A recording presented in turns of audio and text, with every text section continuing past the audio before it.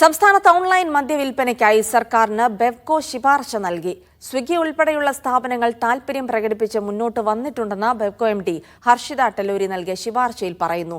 മദ്യം വാങ്ങുന്നയാൾക്ക് 23 വയസ്സ് തികഞ്ഞുവെന്ന് തെളിയിക്കുന്ന രേഖ നൽകണം. ഓൺലൈൻ മദ്യവിൽപ്പനയിൽ സർക്കാർ അന്തിമ തീരുമാനമെടുത്തിട്ടില്ലെന്ന് എക്സൈസ് മന്ത്രി എം പി രാജേഷ് പറഞ്ഞു.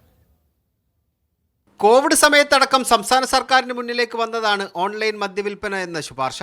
എന്നാൽ മുഖ്യമന്ത്രി പിണറായി വിജയൻ അന്ന് വിയോജിപ്പ് രേഖപ്പെടുത്തി.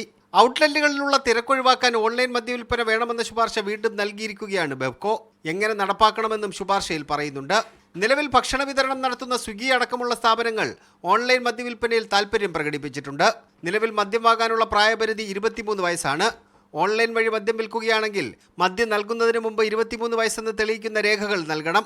ഓൺലൈൻ മദ്യവിൽപ്പനയ്ക്കായി ഒരു ആപ്പും ബെവ്കോ തയ്യാറാക്കുന്നുണ്ട്. 10 ദിവസത്തിനുള്ളിൽ അത് പ്രവർത്തന സജ്ജമാകും.